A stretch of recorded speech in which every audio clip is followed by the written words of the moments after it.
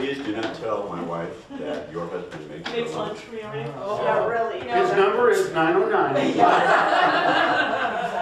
And we sell new and used office furniture. We rent drafting furniture to movie studios. So they say that when the economy's bad, entertainment and alcohol and tobacco always do well. And fortunately, we're an elite, not say elite, but we're in a niche where they're always going to make movies. They're always making television shows to keep us entertained. So I'm in a pretty recession-proof industry. You know, I got some numbers from some of my sales reps. He's did more business in the last 3 months than he did all of in most the first 3 months. But you know what? It's because you found that niche that's allowed you that. But every one of us might be able to find a niche. And the other thing I noticed when I was at report, and like 60% of his sales were all reorders or former customers that came back and they're adding onto their business. So we're not creating a lot of new business per se, but it goes back to like, take care of the people that you already have done business with because they know you. Exactly. You know, and they trust you, and make sure you take care of them. And what I'm trying to figure out, so you all know, is it not happening because my pricing is off? Is it not happening because there's some level of, you know, am I representing myself poorly? Do people not trust that I can adequately handle their alarm, not hurt their home, not let their dog out? You know, I don't know why I'm not getting business. What makes me call somebody, or I think when somebody calls me, is because of that exposure. There's an element of, it's like I know you even though I don't know you kind of a thing. Okay.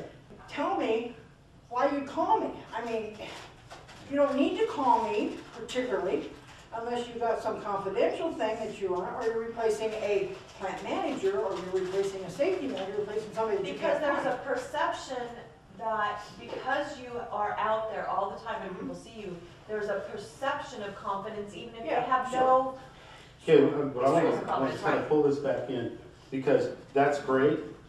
How does that work for somebody that's starting out like Jennifer? It's the niche. What is the niche?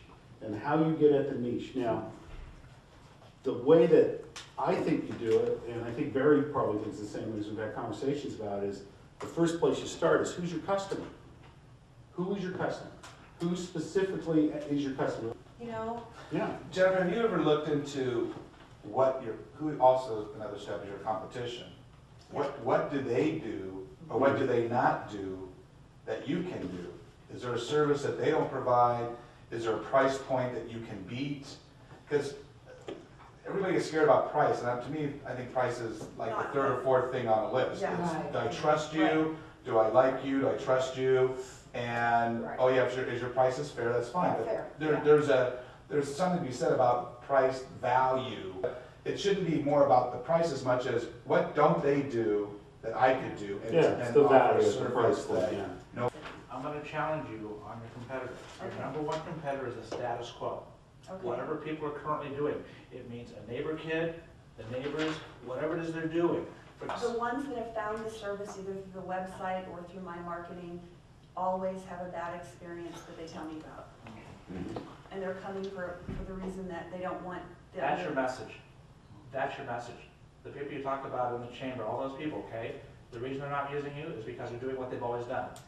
Give away the razor, sell the blades. You know, give away something, and you'll get your business back to cover that. And if they don't know you or don't know if it works, that's why people, when they had what was that pizza place, Domino's. Well, the first time a Domino's came to California, they were giving away free pizza for the whole day.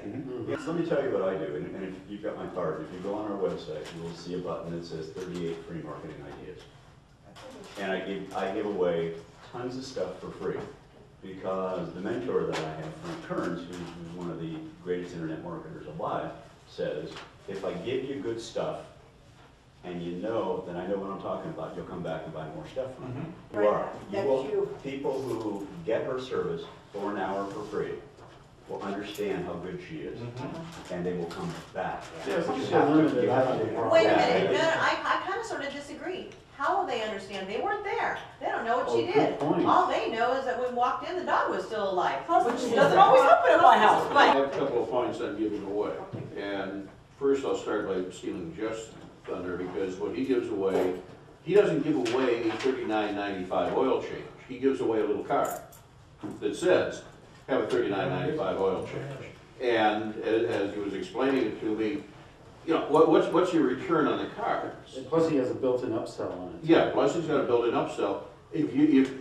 Now, conversely, I know of a beauty shop on Haven that bought into one of those entertainment books, and the coupon in the book said, bring this coupon and get a bottle of conditioner.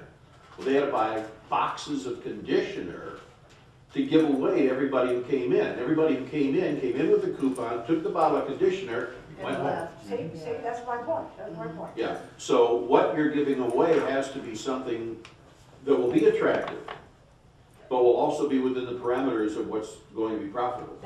Well, here's another way to look at it, and when we do this every year, we go back over, since we've been open, we've got over 200 clients, all right? So what we do is we go back and we look at each one of those clients and we cast them out demographically. We figure out how much money they spent.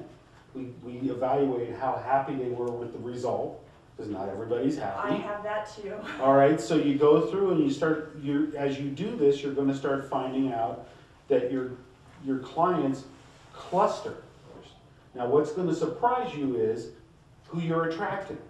Because who you think you're attracting is not who you initially set out to attract. Because I guarantee you, when you start doing this analysis, it's gonna jump out at you.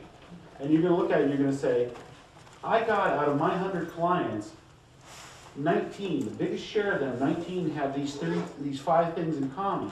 Like, you might find out that one of the things that these 19 people have in common is they chase the NASCAR circuit. That's not them. No, but I'm just saying, it could be something as obscure as that. Well, guess what?